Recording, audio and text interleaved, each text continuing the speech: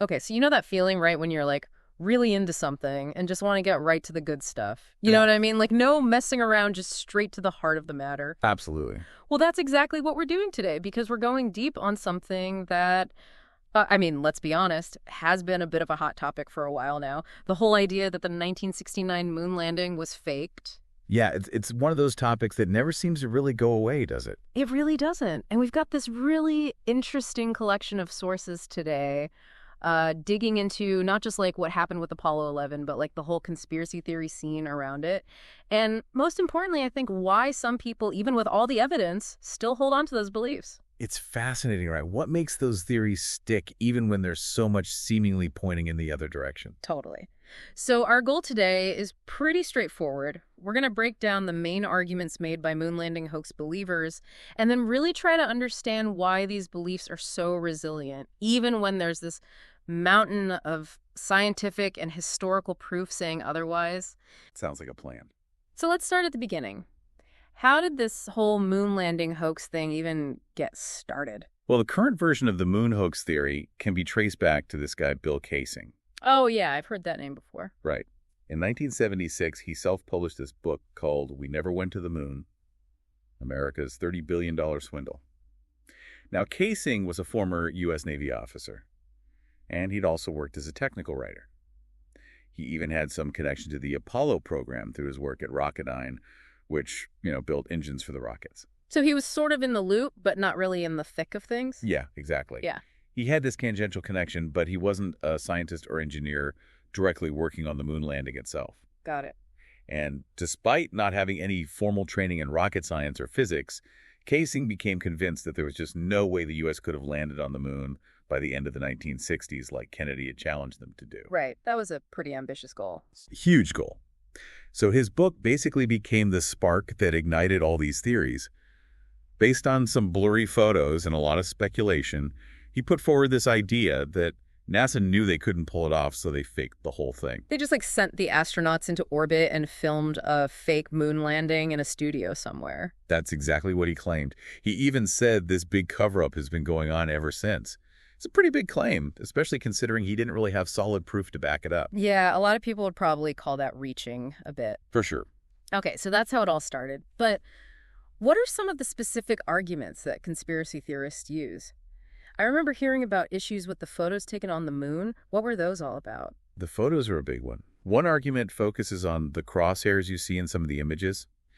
You know those lines etched onto the camera lens to help with aiming? Yeah, I've seen those. While hoax believers point out that in some pictures, the astronauts appear to be in front of these crosshairs. Their argument is that if an astronaut is blocking part of a crosshair that's supposed to be on the lens of the camera, it must mean the photo was doctored later. I can see why that would seem suspicious. Why would an astronaut be in front of something that's on the camera itself? Right. But there's a simple photographic explanation for this: overexposure. The crosshairs on those cameras were really thin, and they were white. So when you have something super bright, like an astronaut suit, reflecting that intense lunar sunlight in front of one of those thin white lines, the light can overpower the crosshairs and make it disappear on the film. So it's kind of like when you point your phone camera at the sun and everything around it gets washed out? Exactly. It's an optical illusion, not proof of some sneaky editing. That makes sense. What about that other photo thing with the letter C on a rock? Ah, yes. The infamous sea rock. This one is often brought up as proof that they used studio props on a fake moon set, like someone accidentally left a marker on a fake rock. Like they labeled the fake rocks. Exactly. But when you look at high-res scans of the original film, it's clear that this C isn't actually on the rock itself.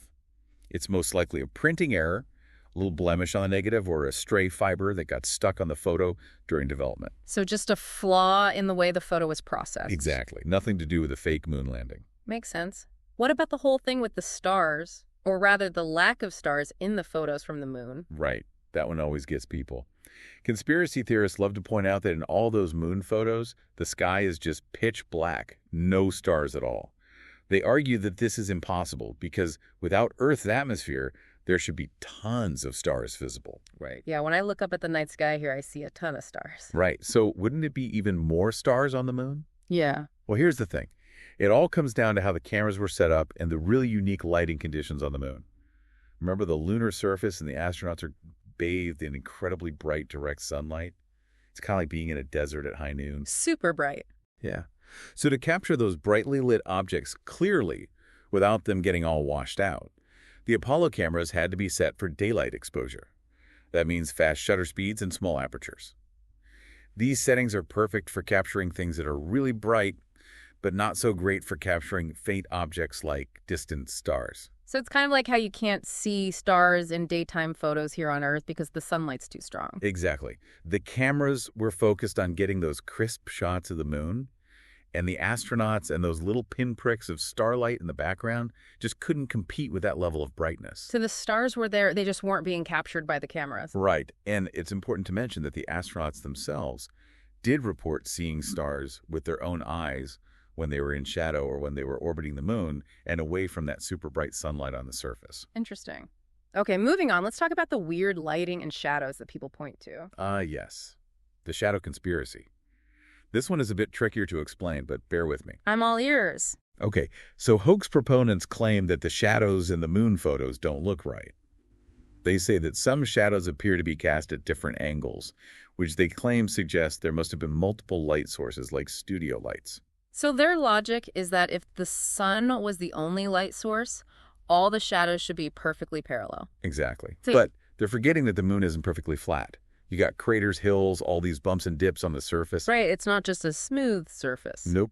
So when you have shadows falling on an uneven surface, they're going to look wonky, even if they're actually parallel. It's just an effective perspective. Think about those lines on a road. They look like they meet in the distance, even though they're parallel. I get it. It's an optical illusion caused by the 3D landscape of the moon. Bingo.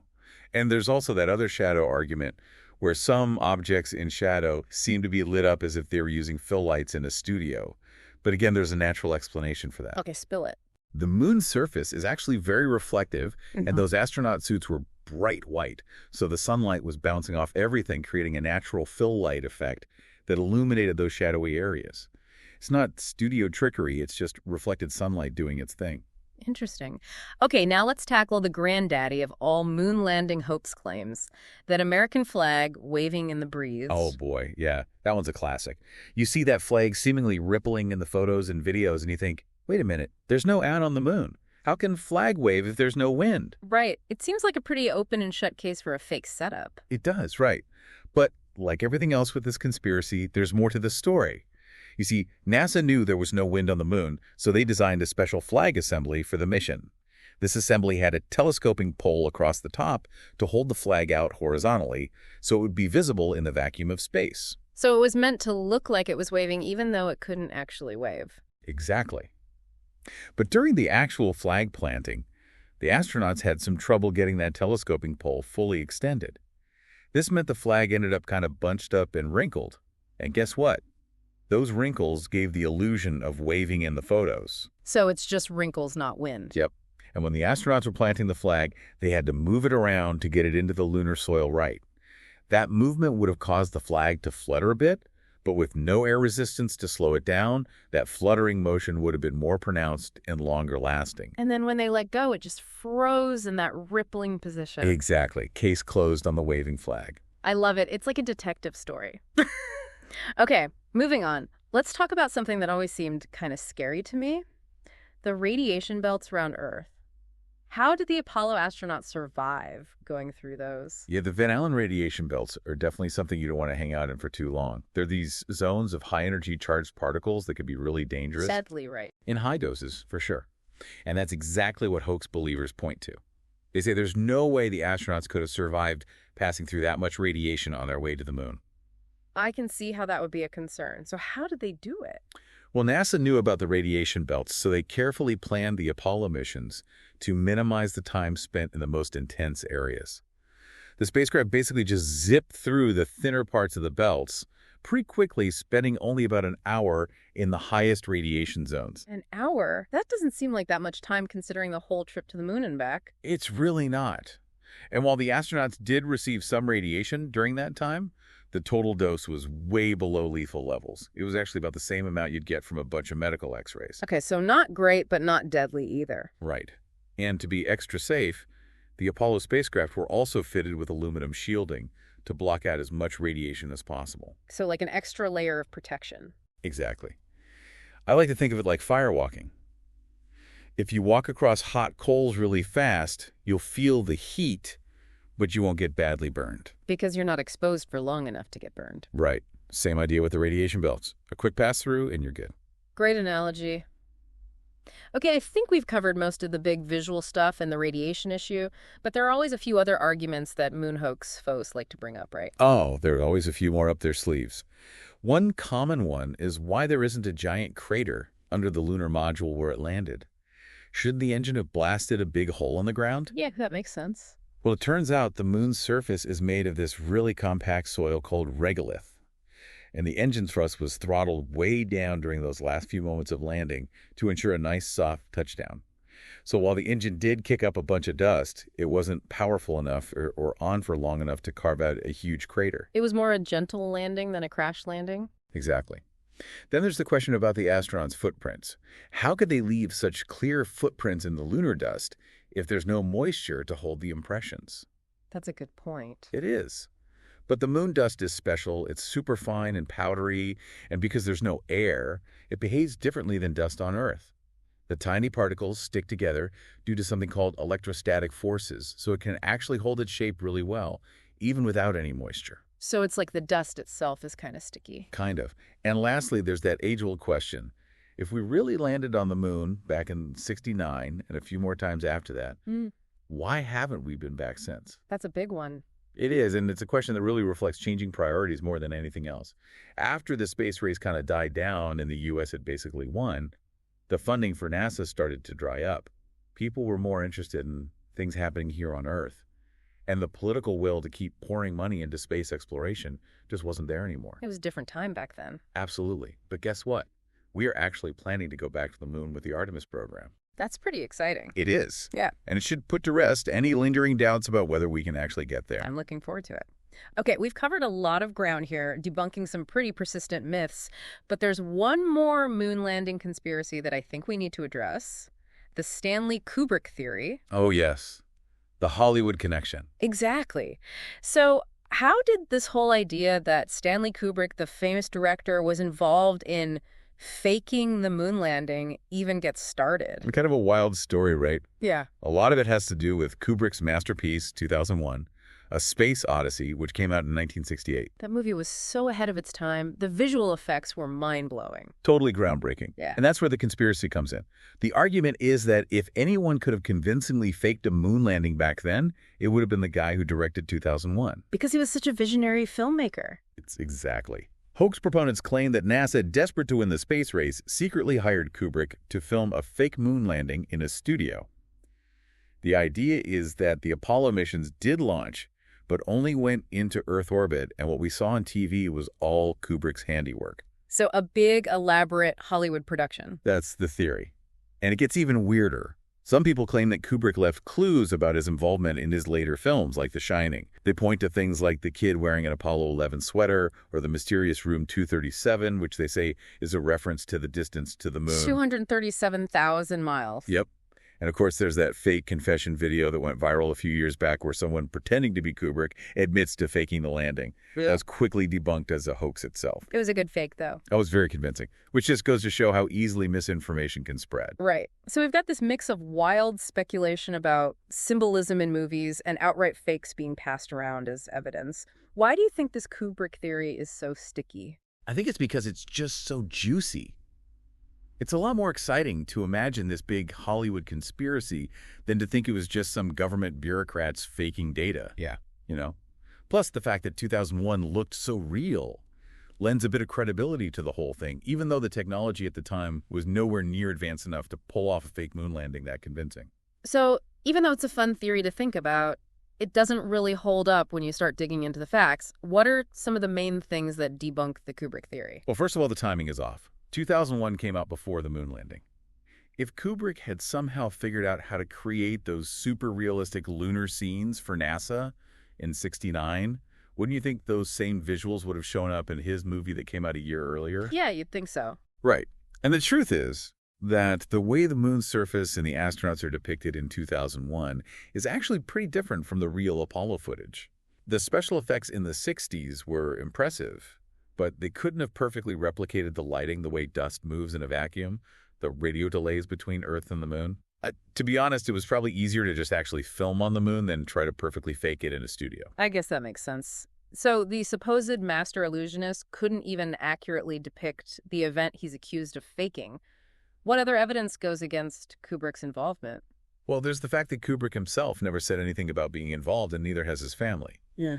And his schedule during the time of the moon landing is pretty well documented. He was busy working on other films. There's no mysterious gap where he could have been off secretly filming with NASA. And you'd think a secret that big involving so many people would have leaked out by now. You would think so. And then there's the whole question of logistics. Why would NASA involve an outsider like Kubrick in such a sensitive operation? It just doesn't make sense. It would have been way easier and probably cheaper to just use their own resources to pull off the landing if that's what they were doing. Right. It would have been a huge risk to bring in a Hollywood director. Huge risk. And let's not forget that a lot of the evidence that people use to support the Kubrick theory actually started out as jokes or satire. You know, those things that are meant to be funny, but some people take seriously. I've definitely fallen for that online before. It happens to the best of us. Like there was this Usenet post from 1995 that laid out all these ridiculous arguments for Kubrick's involvement, but it was clearly intended as a joke. But over time, people stripped away the context and started presenting those claims as genuine evidence. So it's a classic case of satire being misinterpreted as fact. Exactly. And the French mockumentary Operation Lune is another good example. It was a funny film that pretended to reveal how Kubrick faked the moon landing, but a lot of people took it at face value. It's amazing how quickly misinformation can spread. It really is. Okay, so we've debunked the Kubrick connection, but the big question remains. Why do some people still cling to the moon landing hoax despite all the evidence to the contrary? What's going on there? Yeah, that's the million-dollar question, isn't it? Yeah. And there's no easy answer. It's a complex mix of historical, social, and psychological factors. Break it down for me. Okay, well, one factor is that this whole conspiracy theory really took off in the 1970s, a time when people were already feeling pretty cynical about the government after things like the Vietnam War and Watergate. Right, a lot of mistrust of authority back then. Exactly. And so the idea that the government might lie about something as big as the moon landing didn't seem so far-fetched. It tapped into this pre-existing sense of unease. Exactly. And then you've got the whole power of visual media. Humans are very visual creatures. We tend to believe what we see, even if what we're seeing is misleading.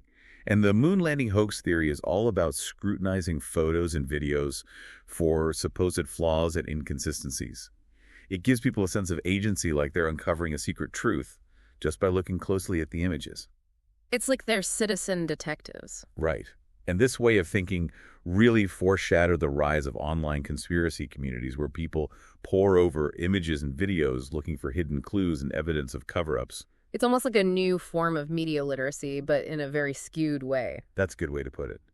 Another thing to consider is this idea of constructed reality, which the moon landing hoax theory really helped to popularize. Constructed reality, what does that mean? It's the idea that big public events aren't what they seem, but are actually carefully staged by powerful people to manipulate us. So like the world is a stage? In a way, yes.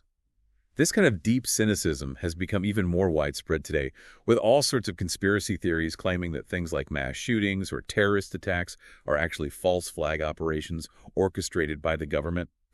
The moon landing hoax was kind of a blueprint for this way of thinking. Wow. So it's about a fundamental distrust of official narratives. Absolutely. And then you can't forget the role of the internet. It's like a giant echo chamber for conspiracy theories. People can connect with like-minded individuals, share evidence, real or not, and reinforce each other's beliefs. It creates these online communities where those ideas can flourish. Totally. And the internet also blurs the lines between genuine belief and entertainment. You've got memes, satire, fake news all mixed in together, making it hard to tell what's real and what's not. It's information overload. Exactly. Plus, for some people, believing in a conspiracy theory can be a way to feel special, like they're in the know. They have access to secret knowledge that most people don't. Like they're part of an exclusive club. Right. It can be a real ego boost. And we also can't discount the generational aspect. People who didn't live through the moon landing might find it harder to believe because it seems so fantastical. Like something out of a movie. Exactly. It's so important to teach critical thinking skills, especially in today's world, where misinformation is everywhere. So true. Okay, we've talked a lot about why people might believe in the moon landing hoax, but at the end of the day, the evidence just doesn't support it. Right. The scientific and historical evidence confirming the moon landing is incredibly strong. What's some of the most compelling evidence that proves we really did go to the moon? Well, for starters, we have consistent photo and video evidence from multiple missions, not just Apollo 11. Plus, there's all the hardware and equipment that was left on the moon, which has since been photographed by the Lunar Reconnaissance Orbiter. So independent confirmation that the stuff is actually up there. Exactly. And then there are the moon rocks, brought back by the astronauts, which scientists all over the world have studied and confirmed are unlike anything found on Earth. They even have unique isotopic signatures. So they're definitely not from around here. Nope. And we have records from observatories around the world that tracked the Apollo spacecraft's signals during the missions. Plus, think about all the people, hundreds of thousands of them, who worked on the Apollo program. If it was a fake ID, you'd think someone would have spilled the beans by now. It would be the biggest secret ever kept. Exactly. And to top it all off, we have the Artemis program, which is actively working to send humans back to the moon. So the evidence is really overwhelming. It really is. Well, it's been fascinating diving into this whole moon landing conspiracy with you today. It really makes you think. It's great to be curious and question things, but sometimes that desire to uncover hidden truths can lead us down some pretty strange paths, even to the point where we start to ignore facts and evidence. What do you think this whole moon landing hoax phenomenon says about our relationship with science authority and the idea of achieving something truly extraordinary? It's definitely something to ponder. Thanks for joining me on this deep dive. And for our listeners, if you're interested in learning more about this topic, be sure to check out the resources listed in the show notes. My pleasure. It's always fun to explore these mind-bending topics.